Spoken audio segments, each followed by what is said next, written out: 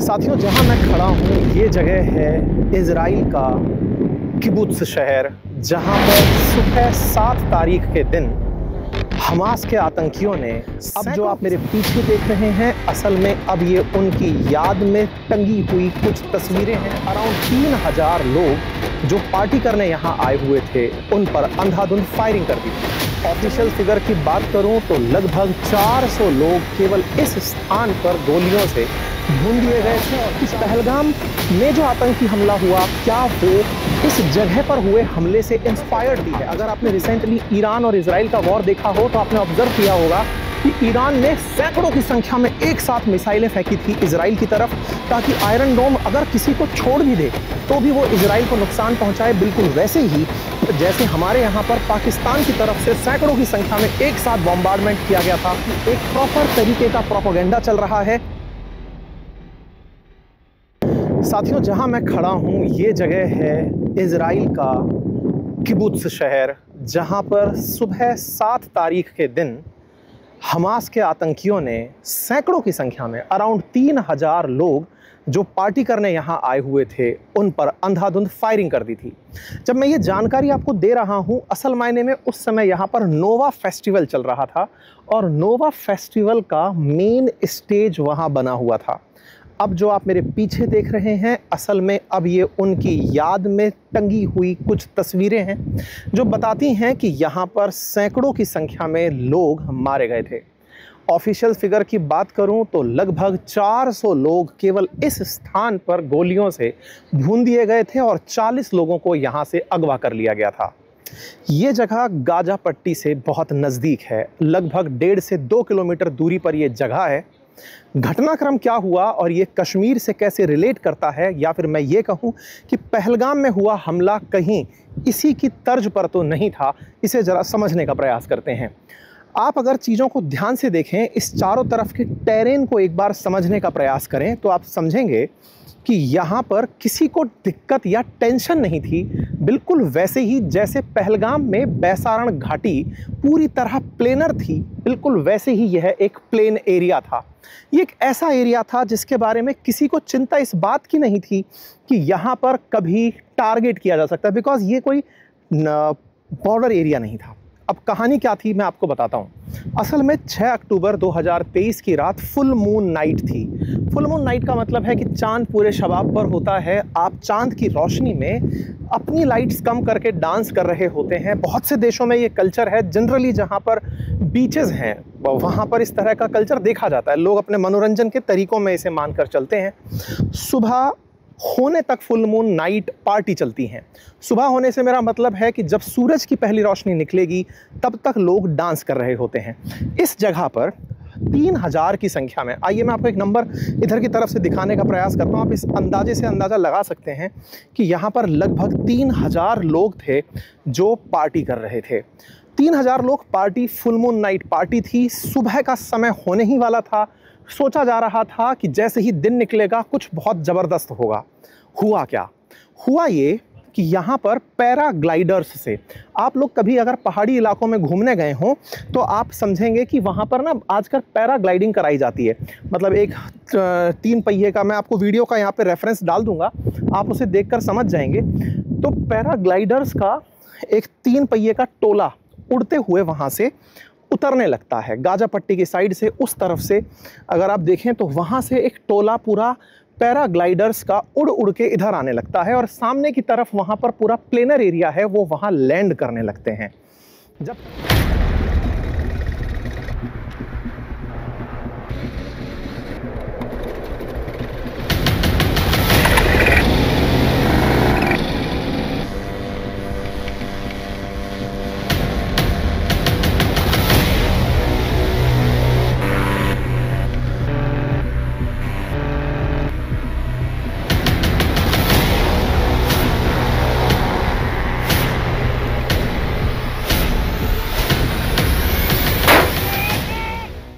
Paragliders वहां land करने लगते हैं तो पार्टी में मौजूद लोगों को लगता है कि पार्टी के आयोजकों ने इवेंट को खास बनाने के लिए एक साथ इतने सारे पैराग्लाइडर्स भेज दिए हैं।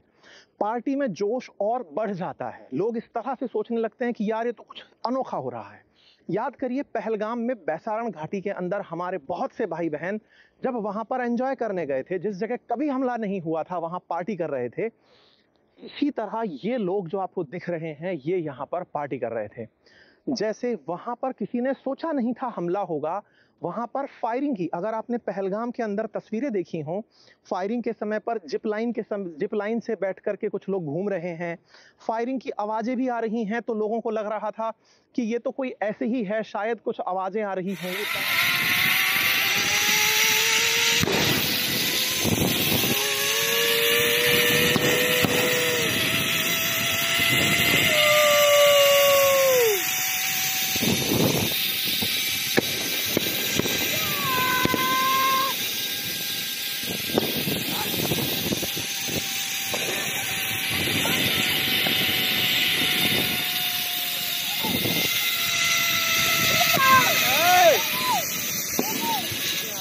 बैसारण घाटी में अगर आपने भारतीय पर्यटकों को देखा हो तो आपने रिलेट किया होगा कि वो अवेयर ही नहीं थे, उन्हें लग ही नहीं रहा था कि यहां हमला हो सकता है।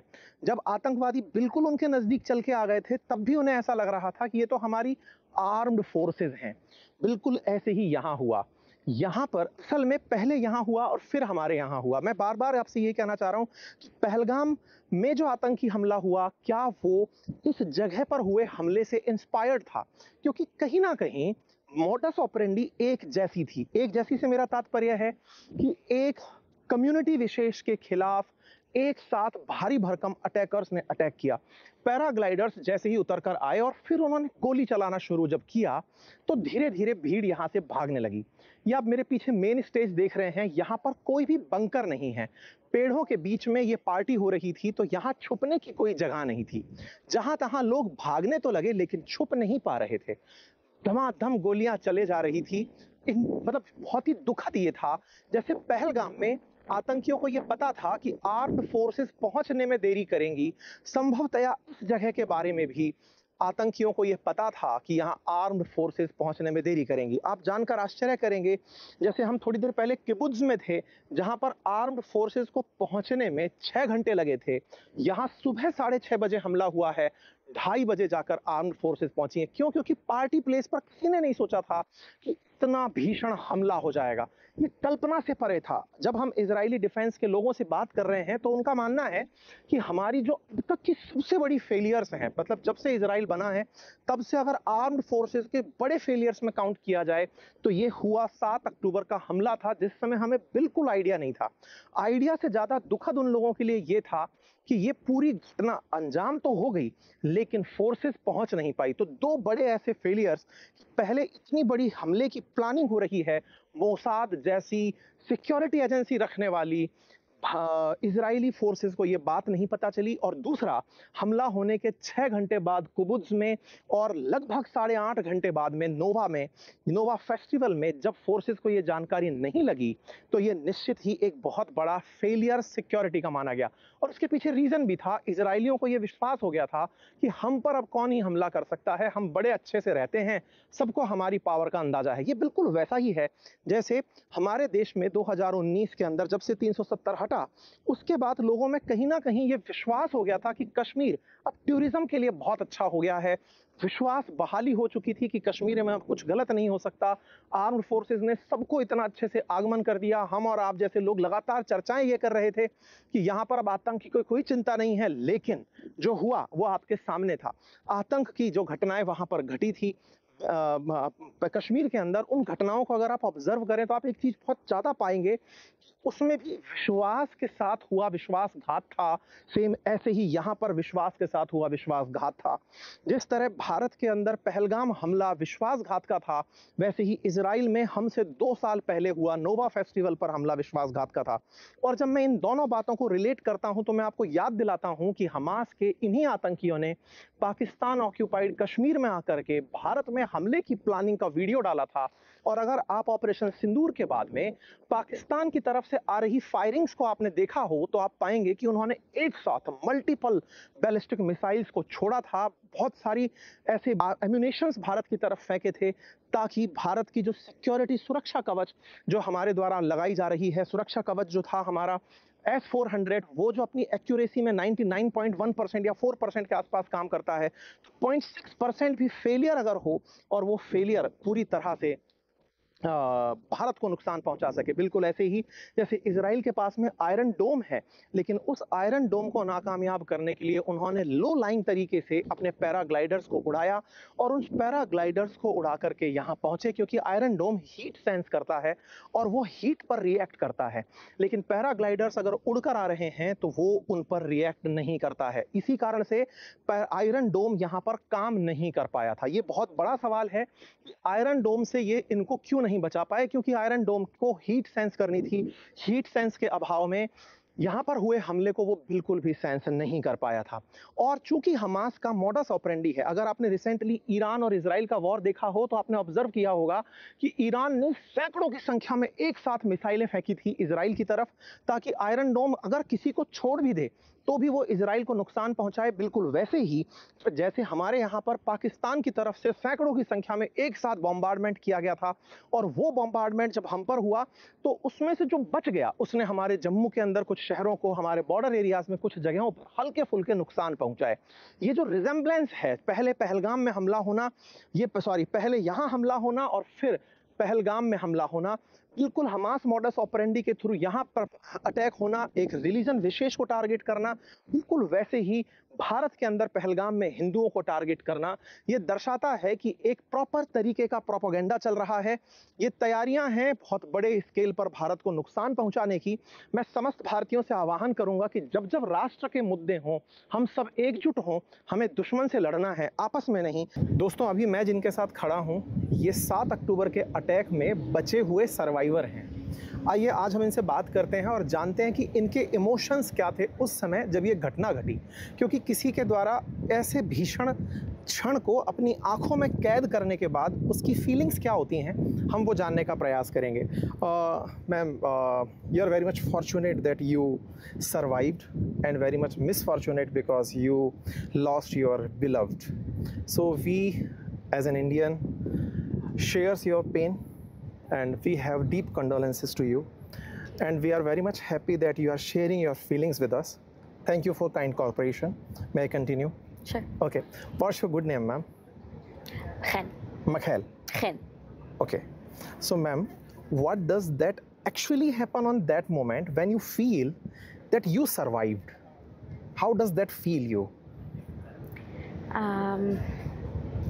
First of all, very thankful, and it made me have a different perspective on the world, but also very guilty, because why me and why not so many beautiful people from this party, and so many of friends and dear people that I know that did very good things in their lives. Yeah, I can feel the pain of yours, but actually whenever we see just an accident and we were there, we just get into panic, and that panic haunts us a lot. So I can feel your pain.